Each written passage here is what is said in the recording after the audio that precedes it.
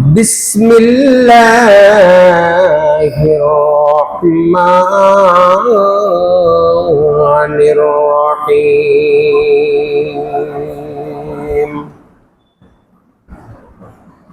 يا أيها الذين آمنوا اذكروا الله ذكرا كثيرا وسبحوه بكرة وأصيلا صدق الله المولانا العظيم সকলেই মহব্বতের সহিত রাসূলের শানে দুরূদ ইব্রাহিম পাঠ করুন। اللهم صل على محمد وعلى آل محمد كما صليت على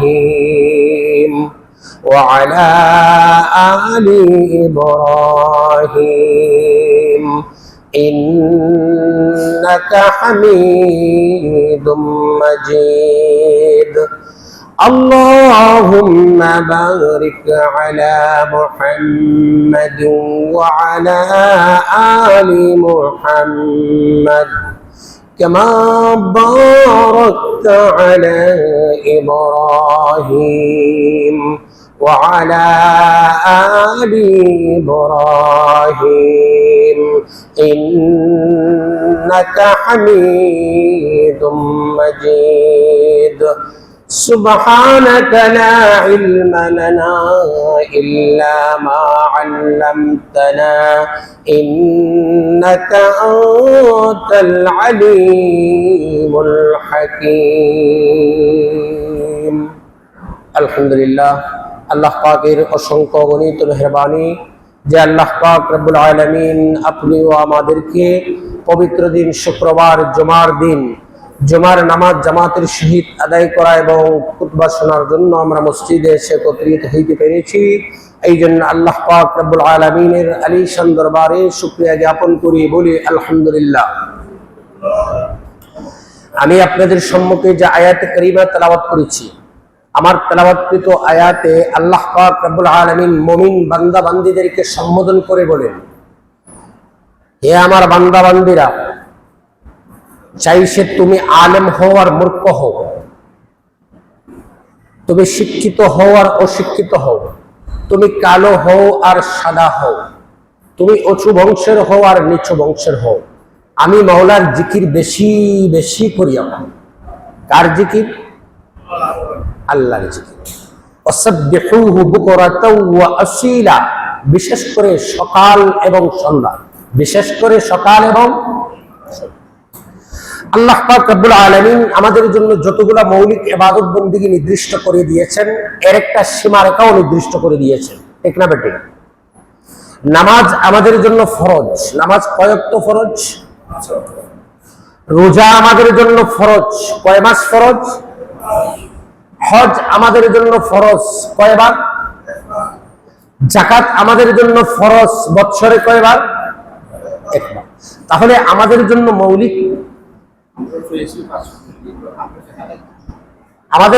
মৌলিক যত ইবাদত বন্দেগী আছে, সবগুলা ইবাদত বন্দেগীকে আল্লাহ নির্দিষ্ট করে দিচ্ছেন। আমি আপনাদের সম্মুখে যে আয়াতে কারিমা তেলাওয়াত করেছি, ওই আয়াতে কারিমা আল্লাহ পাক রব্বুল আলামিন এমন একটা ইবাদতের কথা বলছেন যে ইবাদতটির সীমানা নির্ধারণ করে দেন নাই। যেমন আপনি কৃষি অফিসারের কাছে যদি যান, গিয়ে বলেন যে অফিসার সাহেব, আমি 1 বিঘা জমিতে কত কেজি ইউরিয়া দিব, কত কেজি টিএসপি দিব, কত কেজি এমপি দিব, কত কেজি দস্তা দেব। কৃষি অফিসার ইউরিয়ার পরিমাণ, টিএসপির পরিমাণ, এমপির পরিমাণ, ইউরিয়া দস্তার পরিমাণ নির্ণয় করে দিবে। যদি বলেন আমি আমার জমিনে কি পরিমাণ জৈব সার দেব, কৃষি অফিসার বলবে আপনার জমিনে জৈব সার যত বেশি পারেন দেন, যত বেশি পারেন দেন। ঠিক তেমনি আল্লাহ পাক রব্বুল আলামিন যত ইবাদত বন্দেগী আছে, সবগুলো ইবাদত বন্দেগীকে আল্লাহ নির্ধারণ করে দিচ্ছেন। একমাত্র একটা ইবাদতকে আল্লাহ ওপিনিয়ন করে দিয়েছেন, সেটা হচ্ছে মাওলার জিকির। তোমরা যত বেশি পারো করো, যত বেশি পারো করো। সাহাবা আল্লাহ রাসূল সাল্লাল্লাহু আলাইহি ওয়াসাল্লামের দরবারে গিয়ে বলে, ইয়া রাসূলুল্লাহ, ইয়া হাবিবাল্লাহ, আমার সময়ের অর্ধেক সময় আমি জিকির করব, তাহলে কেমন হবে? রাসূল করিম সাল্লাল্লাহু আলাইহি ওয়াসাল্লাম বলেন, ফরজ ইবাদতের পরে অর্ধেক ইবাদত তুমি জিকির করবে, আলহামদুলিল্লাহ, ভালো হবে। আরেকজন আসিয়া বলে, ইয়া রাসূলুল্লাহ, ইয়া হাবিবাল্লাহ, আমার ফরজ ইবাদতের পরে 3 ভাগের 2 ভাগ সময় আমি জিকির করব। রাসূল বলেন, আলহামদুলিল্লাহ, ভালো, তবে এর চেয়ে বেশি করলে আরো ভালো হয়। আরেকজন সাহাবা আসিয়া বলতেছে, ইয়া রাসূলুল্লাহ, ইয়া হাবিবাল্লাহ, আমার ফরজ ইবাদতের পরে যে সময়টা থাকে, ওই সময়ের পরিপূর্ণ সময়টা আমি জিকির করব।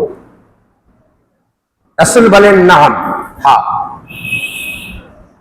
তাহলে বোঝা গেল রাসূল করিম সাল্লাল্লাহু আলাইহি ওয়াসাল্লাম অধিক পরিমাণ জিকির করাতে উৎসাহিত করেছেন। কি করেছেন? হাদিসে কুদসির মধ্যে আল্লাহ বলেন, আনা মাআহু মান যাকারানি, আমি আল্লাহ জাকিরিনদের সঙ্গী হয়ে যাই। আমি আল্লাহ জাকিরিনদের সঙ্গী হয়ে যাই। হাদিসে কুদসিতে আল্লাহ রাসূল আল্লাহ তাআলা, আল্লাহ পাক রব্বুল আলামিন বলেন, আনা জালিসুম মান যাকারানি, আমি আল্লাহ কুদরতি ভাবে জাকিরিনদের মজলিসে বসিয়া যাই। সুবহানাল্লাহ বলবেন না? আল্লাহ আরো বলেন, মা ইয়াকুনু মিন নাজওয়া সালাসাতিন ইল্লা হুয়া রাবিউহুম ওয়ালা খামসাতিন ইল্লা হুয়া সাদিসুহুম, তোমরা যখন 3 জনে বসে কথা বলো, তোমরা মনে করিও না তোমরা 3 জন, আমি আল্লাহ সহ তোমরা 4 জন। কয়জন? আর তোমরা যখন 5 জনে বসে কথা বলো, তোমরা মনে করিও না তোমরা 5 জন, আমি আল্লাহ সহ তোমরা 6 জন। তাহলে আল্লাহ পাক রব্বুল আলামিন বলেন, বান্দা বান্দি, তোমরা যখন একাকী থাকো, তোমরা মনে করিও না একাকী, আমি আল্লাহ তোমার সঙ্গে আছি। এইবার বান্দা বান্দি যখন বসিয়া মাওলার জিকিরের জন্য প্রস্তুতি নেয়, এইবার জিহ্বা নাড়াচাড়া শুরু করে দেয়, আল্লাহ পাক রব্বুল আলামিন বলেন, আমার কুদরতি দরিয়ার মধ্যে জোশ পয়দা হয়, আমার কুদরতি দরিয়ার মধ্যে জোশ পয়দা হয়। আমি আল্লাহ পাক রব্বুল আলামিন কুদরতি ভাবে আমার বান্দার কাছে হাজির হয়ে যাই, আর আমি ডেকে ডেকে বলি, আর ডাকিস না, তোর জীবনের সমস্ত গুনাহ মাফ করে দিলাম। আল্লাহ পাক রব্বুল আলামিন কিভাবে জাকিরিনদের সঙ্গে মিশিয়া যান, এটা বুঝাইবো কিভাবে? এটা বোঝানোর বিষয় না, এটা অনুধাবনের বিষয়। এটা অনুধাবনের বিষয়। আপনার সামনে আমি একটা গ্লাস দিলাম, ওই গ্লাসের মধ্যে 1 গ্লাস পানি দিলাম, পানির রং কি? সাদা। এই 1 গ্লাস পানির মধ্যে 2 চামচ চিনি মিক্সড করে দিলাম, রঙের পরিবর্তন হচ্ছে? 2 চামচ চিনি মিক্স করার কারণে পানির রঙের কোনো পরিবর্তন হবে? হবে না। পানির রঙেরও পরিবর্তন হবে না, পানির জাতেরও পরিবর্তন হবে না। পানি আগের পানির মতোই দেখা যায়। এইবার গ্লাসটা আপনি হাতে নিলেন, মুখের কাছে নিলেন, চমক দিলেন, পানি কি তিতা লাগবে? মিষ্টি। কেন? কেন? চিনির সিফত পানির মধ্যে আসিয়া গেছে। চিনির সিফত পানির মধ্যে আসিয়া যাওয়ার কারণে পানি মিষ্টি হয়ে গেছে। ঠিক তেমনি আল্লাহ পাক রব্বুল আলামিন বলেন, আমার বান্দা বান্দি যখন আমি মাওলার পবিত্র নামের জিকির করে, তার পবিত্র নামের মুজাকারা বারবার তার জবান দিয়ে করতে থাকে, আমি আল্লাহ আমার বান্দার সহিত কুদরতি ভাবে মিশিয়া যাই। আজীব কথা, আমি আল্লাহ আমার বান্দার সহিত কুদরতি ভাবে মিশিয়া যাই। আল্লাহ বলেন, ওয়াবি ইয়ানতিকু ওয়াবি ইয়াসমাউ ওয়াবি ইয়াবসুরু, তখন আমার বান্দার চক্ষু হয়ে যায় আমি আল্লাহর চক্ষু, আমার বান্দার কথা হয়ে যায়, জবান হয়ে যায় আমি আল্লাহর জবান, আমি আল্লাহর শোনা হয়ে যায়, আমার বান্দার শোনা হয়ে যায় আমি আল্লাহর শোনা। সুবহানাল্লাহি ওয়া বিহামদিহি, সুবহানাল্লাহি ওয়া বিহামদিহি। ইয়াদুহু ইয়াদুল্লাহ, আইনুহু আইনুল্লাহ, লিসানুহু লিসানুল্লাহ, রিজালুহু রিজালুল্লাহ। বান্দা যখন বেশি বেশি করিয়া জিকির করে তখন বান্দার সাথে আমি এমন ভাবে মিশিয়া যাই, আমার সিফতগুলা বান্দার মধ্যে এমন ভাবে প্রভাব পেলে, এমন ভাবে আমার সিফতগুলা তার বান্দার মধ্যে প্রভাব পেলে, ইয়াদুহু ইয়াদুল্লাহ, আমার বান্দার হাত হয়ে যায় আমি আল্লাহর হাত। আইনুহু আইনুল্লাহ, আমার বান্দার চক্ষু হয়ে যায় আমি আল্লাহর চক্ষু।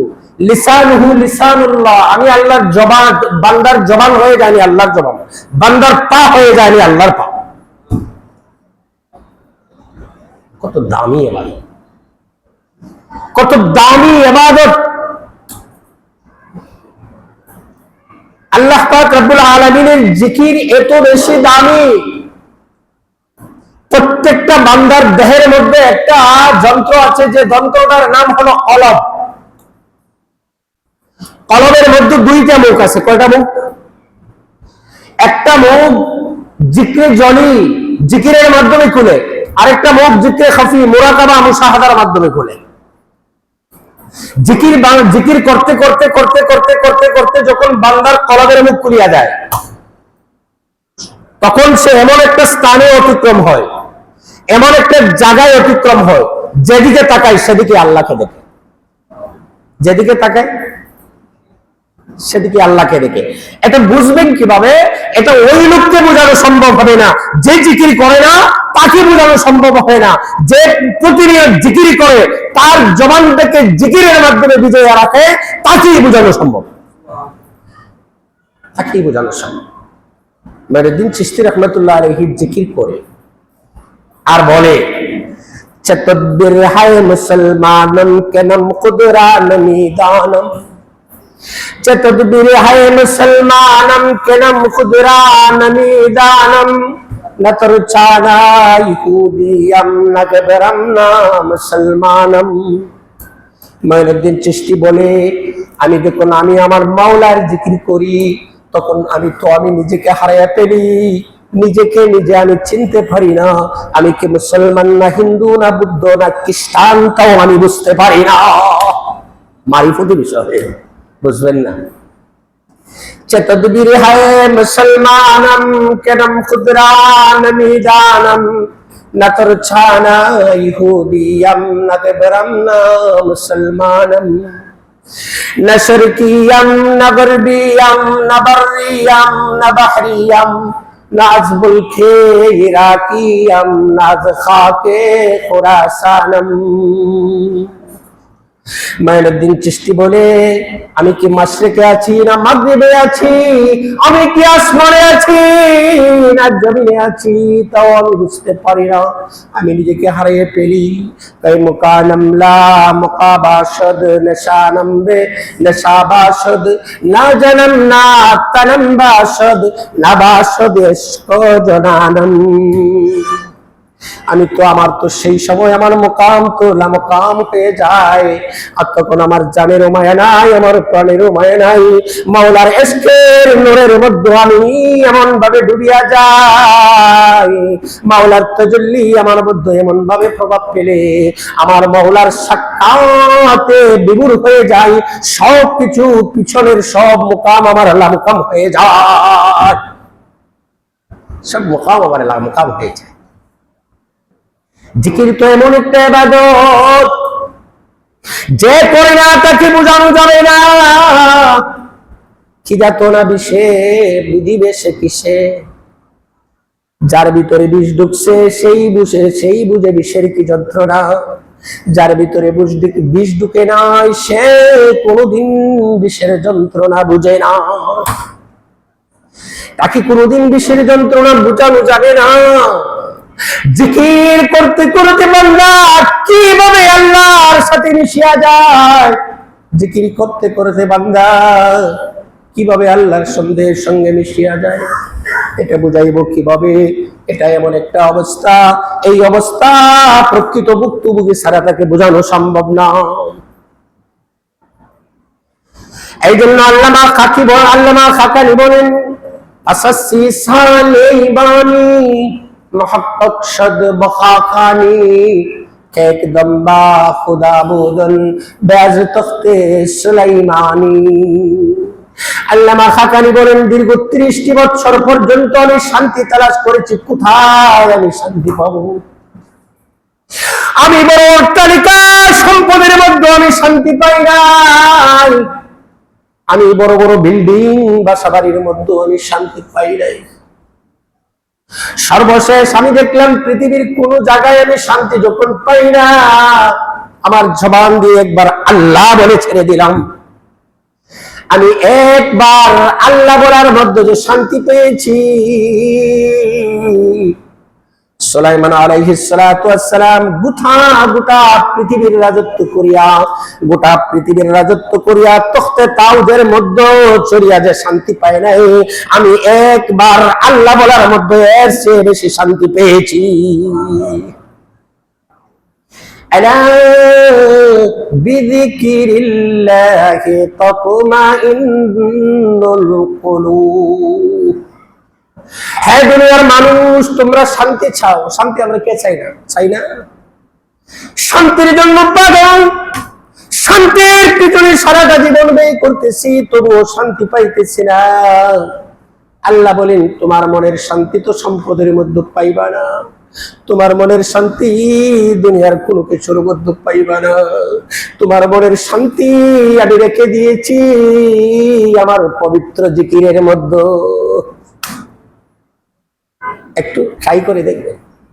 আমি যখন দেখি রাত্রির বেলা ঘুম আসে না, একটু আস্তে করে জিকির শুরু করে দেই, লা ইলাহা ইল্লাল্লাহ, লা ইলাহা ইল্লাল্লাহ, লা ইলাহা ইল্লাল্লাহ, লা ইলাহা ইল্লাল্লাহ।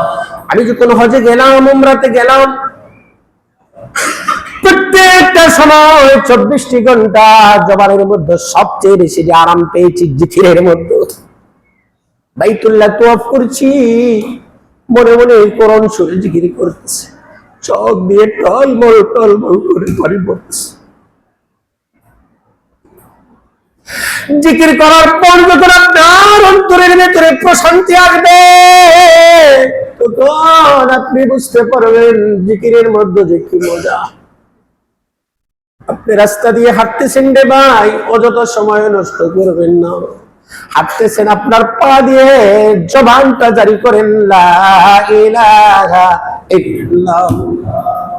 ব্যায়াম করার জন্য সকাল বেলা ফজরের নামাজ পড়ে হাঁটেন, আপনার জবানে মাওলার জিকির শুরু করে দেন। রাত্রির বেলা ব্যায়াম করার জন্য হাঁটেন, আপনার জবানের মধ্যে মাওলার জিকির শুরু করে দেন। দেখবেন জিকিরও করতেছেন, আপনার হাঁটা হইতেছে, আমলনামাও ভর্তি হইতেছে। লিকুল্লি শাইউন সিকালাতুন ওয়া সিকালাতুল কুলুবি যিকরুল্লাহ। আবার রাসূল বলেন, প্রত্যেকটা জিনিসের মধ্যে ময়লা হয়। আপনার দেহের কাপড়ের মধ্যে যখন ময়লা হয়, ওই কাপড়টা সাবান অথবা সুতা দিয়ে ধুইলে পরিষ্কার হয়। আপনার লোহার টিনের মধ্যে যখন ময়লা হয়, এই লোহার টিনকে তারফিন দিয়ে পরিষ্কার করা যায়, পরিষ্কার হয়। আল্লাহর রাসূল বলেন, ও পৃথিবীর মানুষ, তোমার দেহের ময়লা দূর করার জন্য তুমি পাগল হয়ে গেলে, তোমার কাপড়ের ময়লা দূর করার জন্য তুমি পাগল হয়ে গেলে, তোমার বাড়ির গেট এবং দরজার ময়লা দূর করার জন্য তুমি পাগল হয়ে গেলে, তোমার দেহের ভিতরে যে আমি একটা জিনিস রেখেছি, ওই জিনিসটার নাম হলো রে বান্দা কলব। এই কলবটা মরিচা ধরতে ধরতে, পাপ করতে করতে কলবটা মরিচিকায় ভরে গেছে, অন্ধকার হয়ে গেছে। এখন এই কলব নিয়ে নামাজ পড়তে ভালো লাগে না, জিকির করতে ভালো লাগে না। ওই কলব নিয়ে দান খয়রাত করতে ভালো লাগে না, ভালো কাজ করতে ভালো লাগে না। ওই কলব নিয়ে শুধু ফুটবলের খেলা দেখতে ভালো লাগে। তুমি একদিনও চিন্তা করে দেখলে না তোমার এই কলমের কি অবস্থা? এই কলমটাকে দেওয়ার জন্য তুমি চেষ্টা করলে না। দুনিয়ার জিনিস ময়লা হইলে বিভিন্ন যন্ত্র আছে ময়লা পরিষ্কার করার জন্য। আমি রাসূল ওই কলম পরিষ্কার করার জন্য একটা যন্ত্র রেডি করে দিলাম রে বান্দা। লিকুল্লি শাইউন সাকালাতুন ওয়া সাকালাতুল কুলুবি যিকরুল্লাহ। তুমি আমি মাওলার জিকির যখন বেশি বেশি করে পড়বে, আমি মাওলার জিকির বেশি বেশি করে পড়লে তোমার কলবটা পরিষ্কার হয়ে যাবে, স্বচ্ছ হয়ে যাবে। অপবিত্র কলব পবিত্র হয়ে যাবে, ময়লা কলব পরিষ্কার হয়ে যাবে। ময়লা কলব যখন পরিষ্কার হয়ে যাবে, অপবিত্র কলব যখন পবিত্র হয়ে যাবে, তখন নামাজের মধ্যে দাঁড়াইলে খুশু আসবে। তখন নামাজের মধ্যে দাঁড়াইলে আপনি তোমার কোনোদিন কষ্ট হবে না, নামাজ পড়তে ভালো লাগবে, কোরআন তেলাওয়াত করতে ভালো লাগবে। ওইভাবে প্রত্যেকটা ইবাদত বندگির মধ্যে তুমি স্বাদ পেয়ে যাবে। আজকে আমাদের কলব নষ্ট হয়ে যাওয়ার কারণে ইবাদত বندگি ভালো লাগে না, রং তামাশা খেলাধুলা আমাদের ভালো লাগে। বিশ্বকাপ ফুটবল শুরু হয়ে গেছে, হইছে কি হইছে না? বিশ্বকাপ ফুটবল দেখার জন্য মানুষ কত পাগল। রাত্রে জাগ্রত থাকে, 3টায় খেলা শুরু হবে, 3টার আগ মুহূর্ত পর্যন্ত ঘুমায় না। সোফার রুমে বসিয়া থাকে, টিভির সামনে তাকাইয়া থাকে। এত আশিক, এত পাগল কিভাবে হইল? গতকাল আমি দেখলাম এক মহিলা বোরকা পরা, হেজাব পরা, হাতমোজা পরা, পামোজা পরা প্রাইমারি শিক্ষিকা, আবার আর্জেন্টিনার ওড়নাটাও পরা। আর্জেন্টিনা পতাকার রং দিয়ে, পতাকার কাপড় দিয়ে ওড়না বানিয়েছে 5 হাত লম্বা। আমি মনকে জিজ্ঞেস করলাম, আরে মন, কে তোমাকে পাগল করলো? কেন তুমি পাগল হলে? এই আর্জেন্টিনার পতাকা নিয়ে তো পাগল। আর্জেন্টিনা ব্রাজিলের পতাকা গাছে উঠিয়ে দেওয়ার জন্য 10 বছরের সন্তান ইলেকট্রিক শর্ট করে মারা গেছে। অনলাইনে দেখছেন না? স্ত্রী আর্জেন্টিনার, স্বামী ব্রাজিল, তর্ক বিতর্ক করে স্ত্রীকে স্বামী তালাক দিয়ে দিচ্ছে। এ কোন খেলা শিখাইল? এর কারণ হলো আপনি আমার কলব নষ্ট হয়ে গেছে। অনেকে বলবেন যে হুজুর উঠে কি এখানে টান নিয়ে আনেন কেন? প্রশ্ন জাগতে পারে না?